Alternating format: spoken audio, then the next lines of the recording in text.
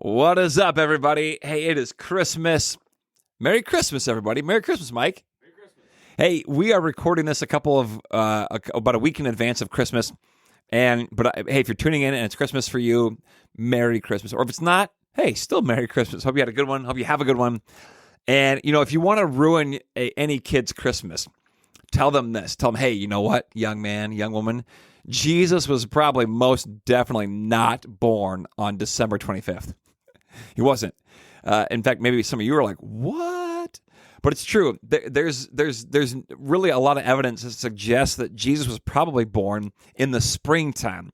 Although the Gospels don't really say a whole lot, but there's a lot of evidence, and scholars believe that he wasn't born in the winter, probably in the springtime.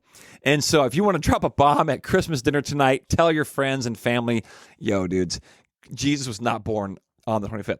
So it raises the question, though, why in the world do we celebrate Christmas on the 25th of December? Well, here's why. This is a great story. I just heard this a couple of years ago, and it blew my mind. I love it. I want to share with you. So Christmas, as this major festival, began around the 4th or 5th centuries, and it seemed to develop because there was this particular need in the world in the early days of Christianity. So when Jesus he's crucified, he's raised again, he goes to be with the Father, and then Christianity just begins to spread like a wildfire out of this area in the ancient Near East, we call it Palestine. And Christians in the early days of this movement, they begin to evangelize and spread the message. So they go north. So if you can imagine them going out from Jerusalem, this area of Palestine, and they head north, and they go north of the Alps to take the Jesus story there. And they wanted to evangelize, tell the story, have it spread. And there they encounter the Celtic people. And so they tried to evangelize the Celts, and it didn't go well because the Celts didn't really understand our own experience, or at least the Jewish story, with the Christ as a theological construct or using theological language. It was like they were almost speaking different languages. I mean, the Celts, they were people who were people of the earth. They wanted to know, how does this story happen in the earth and in the world all around them? Show me the story in real life, the dirt, the earth, the natural world, the environment we live in. Because the Celts, for them, life was deeply connected to the earth and the seasons and the elements and all the things around them, what was happening all around them. And so they needed to hear the Jesus story in their own context. How is this story manifest in the world all around us? So that way it would make more sense to them than just some kind of theological construct or language. Well, being that the Celts were deeply connected to the earth, their most important feast on their calendar was this thing called the winter solstice. You see, living in the cold climates, if you can imagine, the Celts were dependent, of course, on the sun. They needed the sun. And during the fall, they would notice that the days would get shorter and shorter and shorter, and the nights were darker and colder. And it made it tough because they were deeply connected to agriculture. We know this a little bit about this. Mike and I living in the north, in the frigid tundra of Minnesota. I love it. I love the cold, dark nights, the crisp mornings. But it is cold. The days are short. Nights are long. And this time of year is the darkest time of the year, and the days are the shortest, and so nothing really ever warms up in the wintertime.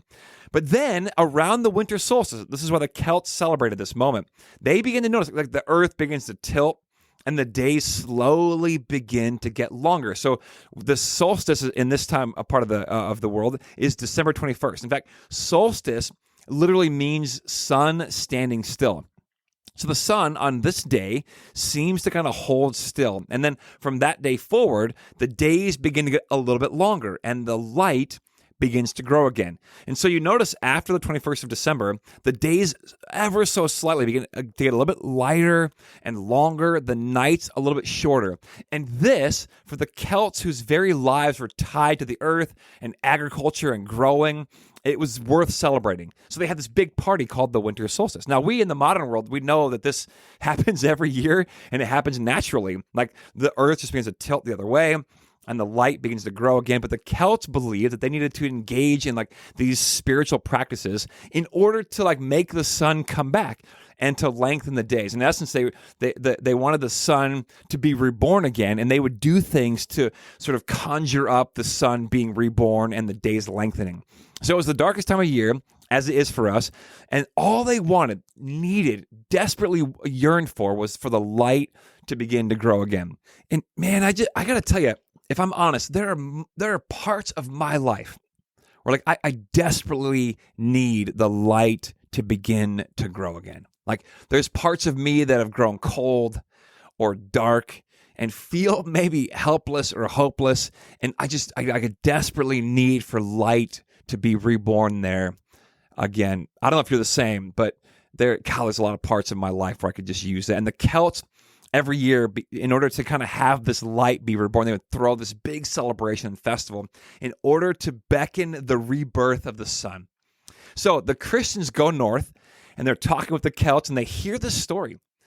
And they're like, oh, yeah, we know that story.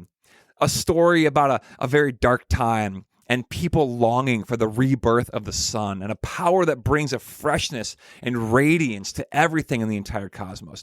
And they begin to tell the Celts the Jesus story in this frame. And they begin to point out all the connections to the Jesus story and the sun being reborn again, and light coming to a dark place. And they just start pointing out what God was already doing all around them and helping them notice it. And so they begin to celebrate the birth of Jesus in this time of the winter solstice.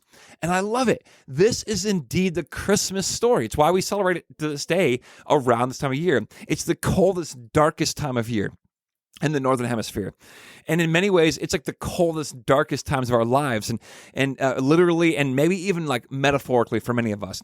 And it's a story about the hope and the love and the light and the peace and joy of the sun, S-U-N, but also the S-O-N, being reborn or coming again into our lives in this manger story and also into our lives. And there's this wonderful writer and thinker named Alexander Shia, and he says this, I love this about Christmas.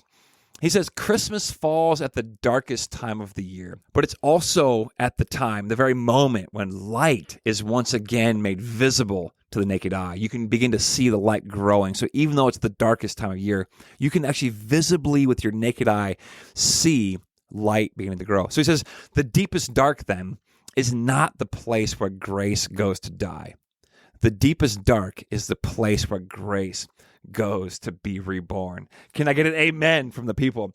I'll say it one more time. Christmas falls at the darkest time of year. It does every year.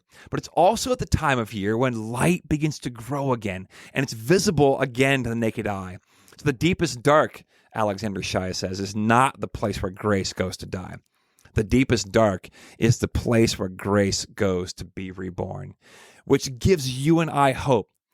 Because wherever your deepest darkness is, wherever your soul has frozen over in the long winter months, wherever you need light to grow again in the rebirth of the sun and a visit from the sun, S-O-N, where you might need grace and love and joy and hope to meet you once again, these are the places where the sun can begin to grow again, where grace can go to be reborn. So friends, may you know the true depth of the Christmas story is that light has shined in the darkness, and that we can have a rebirth of hope and life and love and joy. And may you indeed have that today. Merry Christmas. Love you guys. Peace.